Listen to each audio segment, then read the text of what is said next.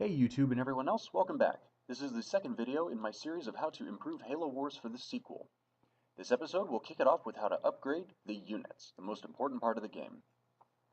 In Halo Wars 1, the unit design was a simple rock, paper, scissors model with a main infantry, main tank, main air unit, and then other units like scouts, super units, and special forces added in.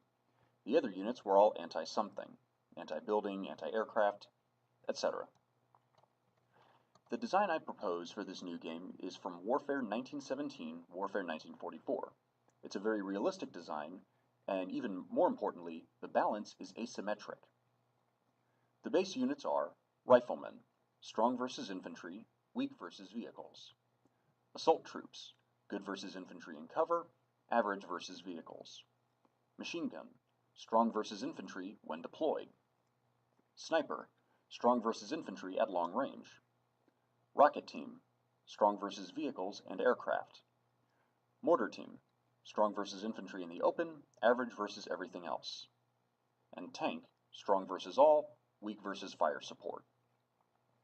Additionally, I'd add in these following unit types. Scout, average versus everything. Engineers, strong versus buildings, weak versus everything else. Fighter craft, strong versus aircraft, average versus ground targets. And bomber, strong versus ground units and buildings, weak versus air units.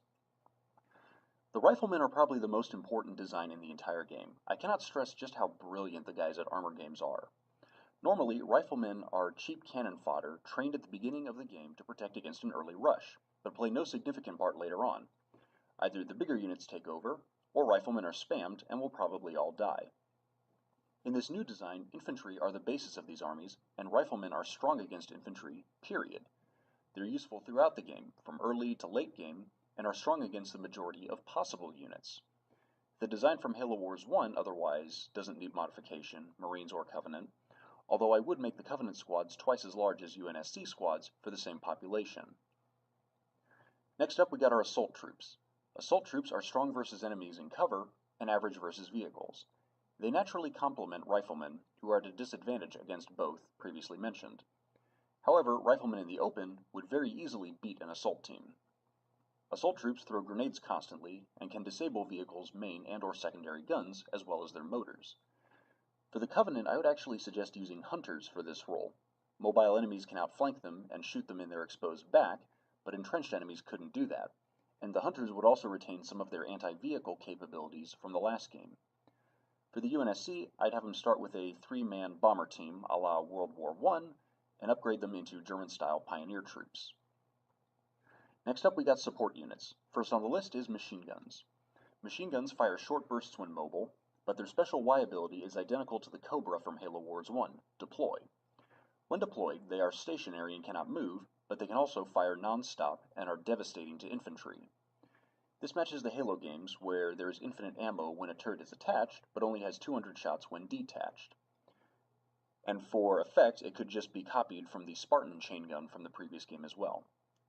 When deployed in cover, obviously the gun would automatically deploy as well.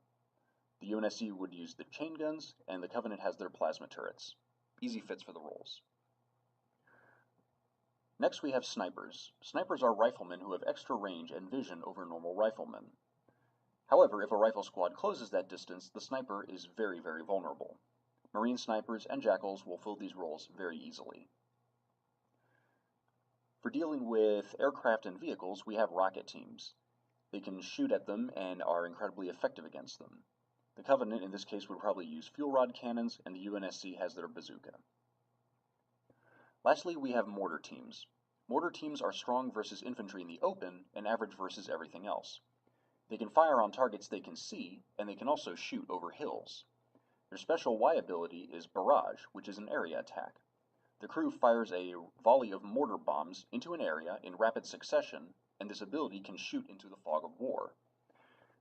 For this, the UNSC would use a normal mortar crew, and the Covenant would use a new plasma mortar, identical to those mounted on the top of Wraith tanks. Speaking of tanks, now we have the biggest unit, tanks. Strong versus everything and weak versus fire support. Tanks have great range, destructive power, and they have the passive ability to detect cloaked units with infrared vision. All that really needs fixing from the previous game is their tracking, otherwise they're perfect. A less orthodox idea to introduce would be to have tanks trained in groups of 3. Each tank still individually costs 500 resources and can be controlled individually once trained, but 3 of them have to be trained at a time, unless the population cap prevents it. This reinforces the infantry-centric gameplay because in order to get any tanks, one has to invest at least 1,500 resources. It's an extra variable that could be added, maybe even as a skull. New units would be Scouts. Scouts are average versus everything, but much, much faster. The Ghost, Warthog, and Chopper don't really need any changes from the previous game. I would, however, add Drones and Skirmishers from Halo Reach as Scouts for the Covenant. We also have Engineers. Engineers are new units, strong versus buildings and weak versus everything else.